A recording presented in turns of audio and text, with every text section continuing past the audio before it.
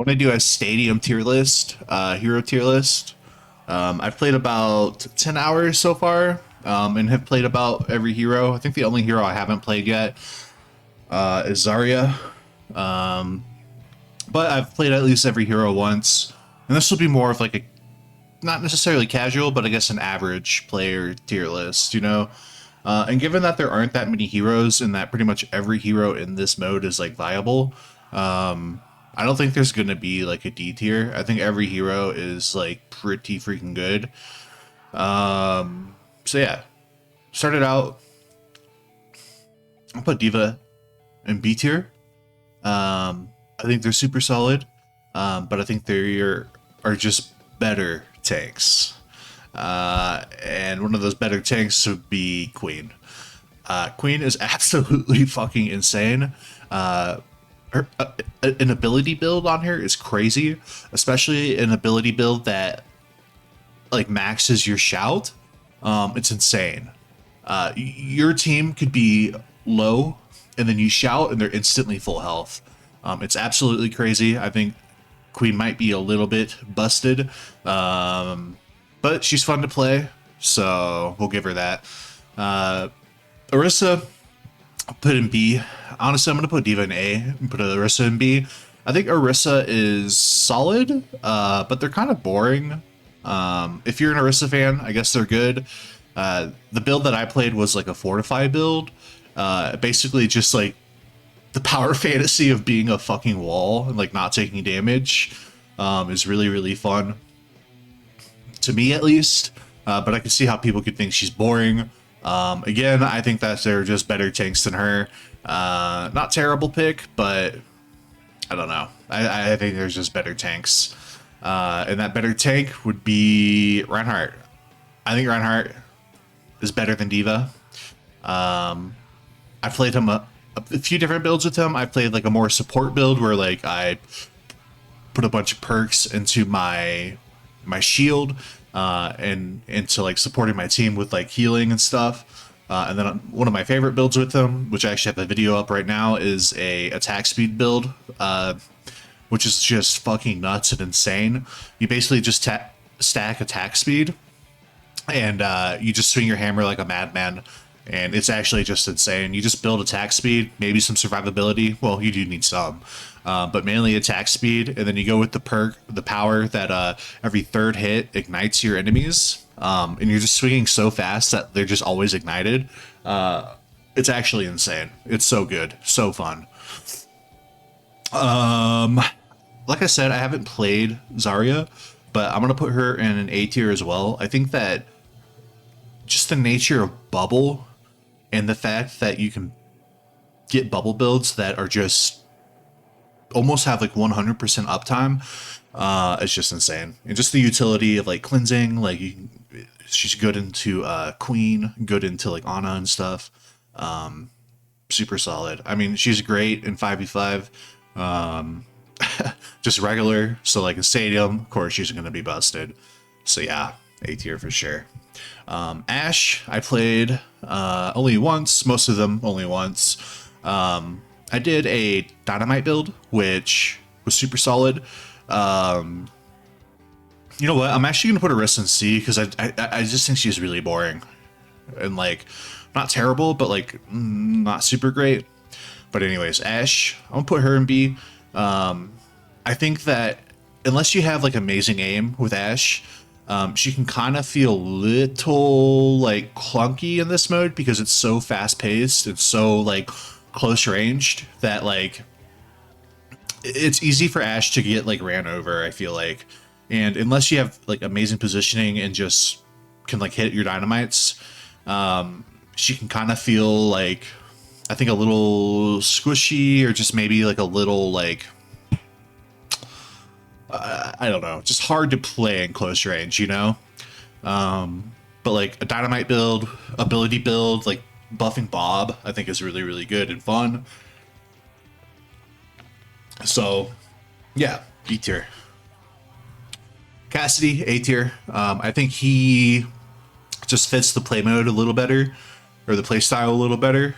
He's medium range. This is mainly where you're going to be taking your fights, you know.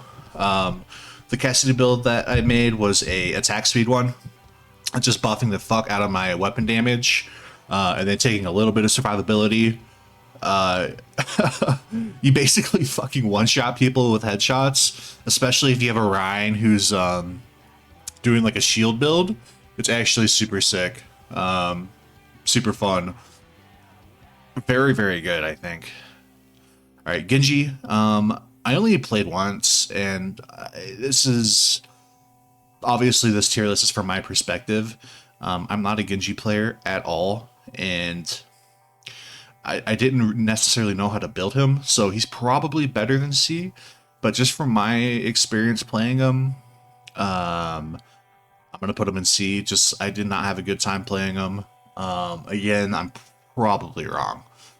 So he's probably busted, but I actually haven't really seen any Genjis pop off either, but I think it's just the nature of the hero. He's harder to play, you know? I'm sure there's someone out there who is popping off with Genji right now. Mei, I'm going to put Mei, honestly, S tier. I think the fact that you can just have a wall up at all times and then you're constantly like CCing with your like roll, it's really good. You're just constantly walling tanks and you're constantly like CCing them. It's actual like it's pain. It's actually pain. S tier. Yeah. Reaper, also S tier. The way that I build him is with attack speed and then like heavy sustain basically. So like you bait like a seven. I'm 700 HP as Reaper. I'm TPing on your Ana and I'm shooting her in the head. What are you gonna do to me? You know, like that's why he's good. His ult is kind of ass. You don't build around his abilities. You're building him because you're TPing on backline and you're shooting them, or you're just shooting the tank and you're just stacking attack speed. S tier for sure. Soldier, S tier. I think I think some of these heroes are slightly overtuned.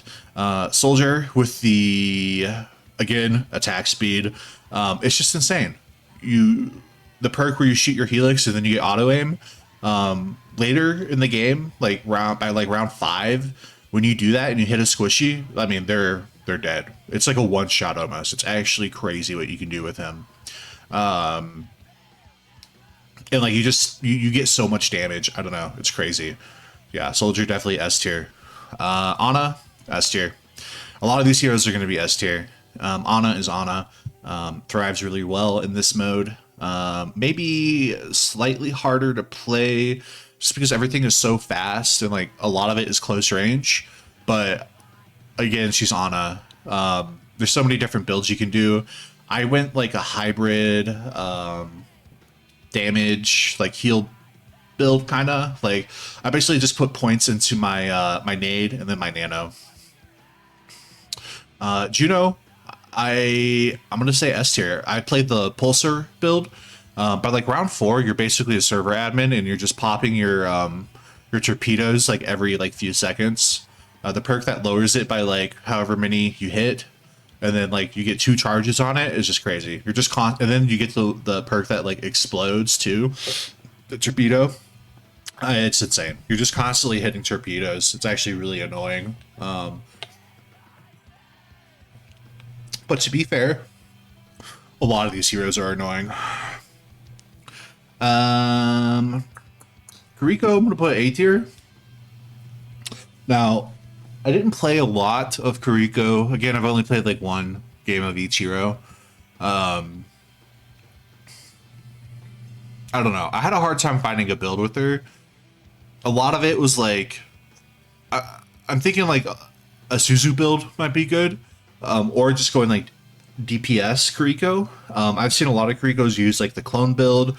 I think she's really sturdy and strong. You know, I just don't think you can go wrong with a build like she's Kurico. Yeah, Lucio again A tier. I played his heal build, which was really fun. Like playing Lucio as like a main support, it's like super fun. When I say main support, I just mean a support that heals a bunch. But yeah, you basically put all your like points into abilities, and then you take all the powers that like buff your amp. So like there's one that when you amp, it does like a mini Lucio beat. And then there's another one that like increases the range. It's actually super fun and like kind of like crazy sustain if you play like Death Ball, which is like what all of these games turn into, is just one giant like sustain fight where everyone's grouped. He really fucking pops off, and you build your ult so quick. It's actually so fun.